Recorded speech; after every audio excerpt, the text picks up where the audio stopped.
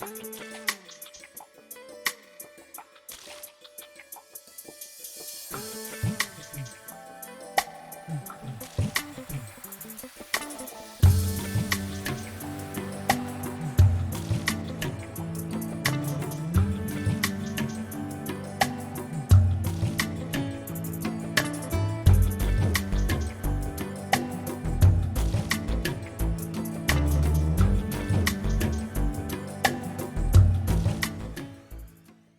everyone, this is experiment number 8A, which is interfacing an LED and switch. We start off with the interfacing experiments on 8051 microcontroller. In the given situation, I'll only be able to simulate the working of the program using the Proteus software. The microcontroller simulation in Proteus works by applying either a hex file or a debug file to the microcontroller part of the schematic. It is then co-simulated along with any analog and digital electronics connected to it. This enables its use in a broad spectrum of project prototyping in areas such as motor control, temperature control, and user interface design. It also finds use in the general hobbyist community, and since no hardware is required, it is convenient to use as a training or teaching tool.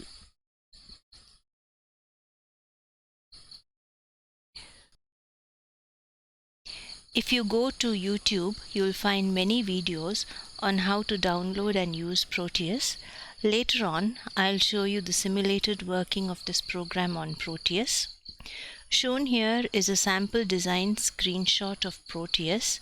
Again, it's not compulsory, but since you have a lot of time on your hands, it would do you a lot of good to try downloading and installing related software and trying to navigate through them.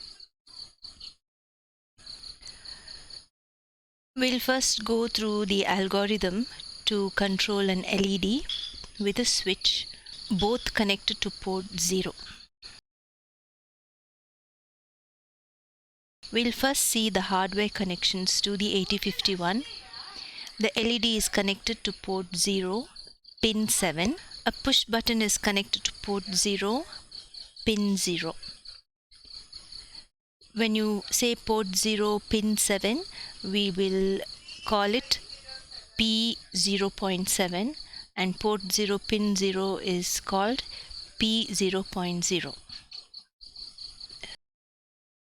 This is how we connect the switch and the LED to the 8051 port 0. The cathode is connected to port 0, pin 7.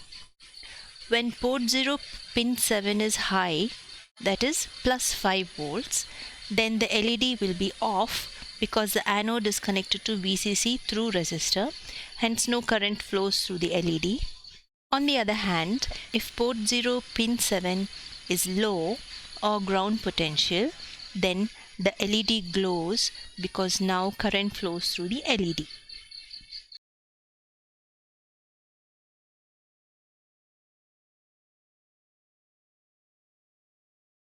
Zooming in to port 0, we see the LED connected to P0.7. The condition shown here is such that the switch is open. Hence, port 0, pin 0 is high.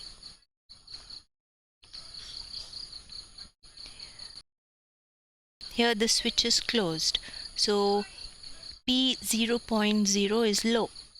The program is written such that when it senses a low at P0.0, the LED glows, and when P0.0 senses high, when the switch is open, the LED doesn't glow, or the LED is off.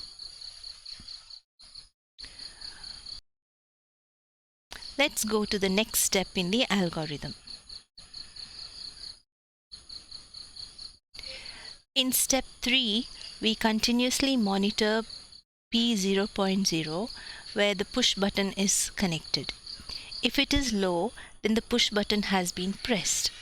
If P0.0 is high, then the push button is not pressed.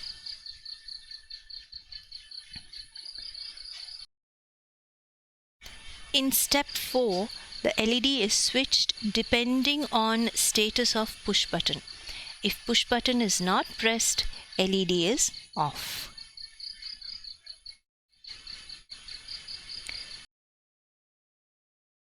In step 5, if push button is pressed, LED is on.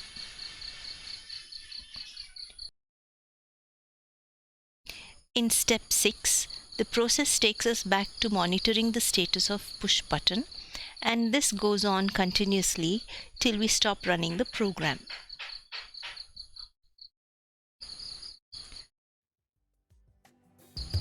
Let's go over to Keil to execute the program.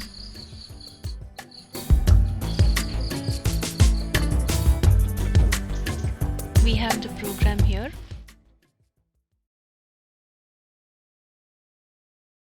Save it.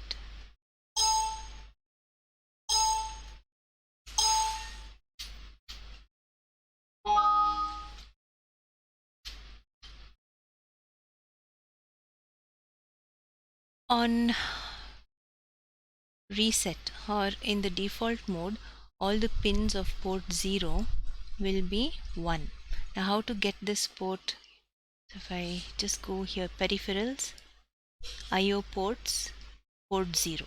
So you'll get this here. You can see the port pins of the 8051 which we are using.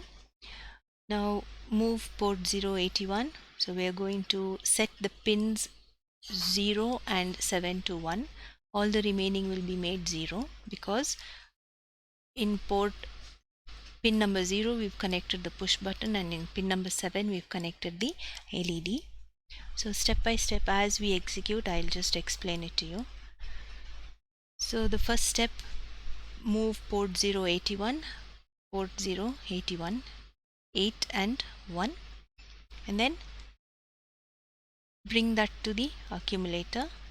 So 81 is brought to the accumulator. Now you have to rotate right through carry. So when you rotate right through carry, this indicates whether the push button has been pressed or not. If it is high, the push button has not been pressed. We'll just go and check the carry here. So when you say RRCA, see the carry becomes 1. That means this from the accumulator, this LSB comes to carry. Now depending on this, you either set or reset the pin number 7 to either make the LED glow or stay off. So since it is 1, it means that the push button has not been pressed, and therefore the LED should be off, and therefore pin 0.7 should be high. That is why we write set B here. So it comes here directly, LED is off, set B port 0.7. So this remains 1. So the LED is off. Now we'll go back. Let's jump again, it goes back.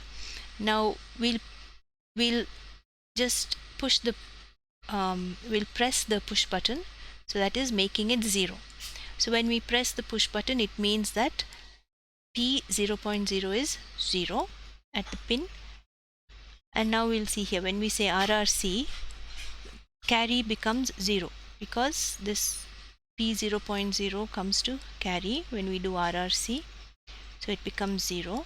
And now a different decision will be taken. So jump on carry, LED off, this is false, and therefore it comes to the next instruction, that is clear this. Clear port 0.7 means that this pin will become 0, this pin will become 0, and therefore the LED glows. See, that became 0 and therefore the LED glows. So the condition here is, if this is 1, this will be 1. If this is 0, this will be 0. So that is how this program has been written. So it goes back again. So again we'll release the push button, that is not press it. Now when I run the program again, this will become 1. See, so the LED is off. Again I'll make this 0. In the next excursion it will become 0. See, now I'll simulate this here. Stop debugging. I'll simulate it in Proteus and show you. So this is the Proteus software. I've already connected the circuit. This is the push button and this is the LED. I'll just zoom in to show you.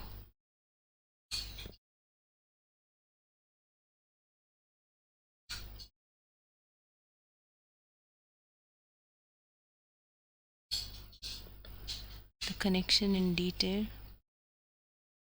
Okay, here you have the port pins, port 0.02, port 0.7, the LED and the push button.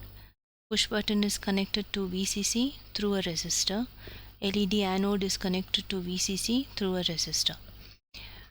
Now, if I want to simulate this, I have to double click on the IC. This edit component window will open, and in the program file there is a folder. Click on that folder and make sure that it is connected to the hex file of the program which you are going to execute on Keil. So that hex file will be taken for execution in Proteus. Say open and OK. So when you say open and OK, then there is a triangle here which shows you that you can run the program. So run the program. As soon as you run the program, all these will light up either to become red or blue. Red means high, blue means low. So now you see that the LED is off because the push button is off. Then when I press the push button, LED glows. When I release the push button, the LED is off. So this is how the connections are made on Proteus and how you have to connect the hex file to the IC and run the program and see how it works. So I hope you have understood this part. Try to download Proteus and simulate the hardware. I'll be back with another program soon. Till then, study well, stay home and stay safe. Bye-bye. This is Bindu MN signing off till next time.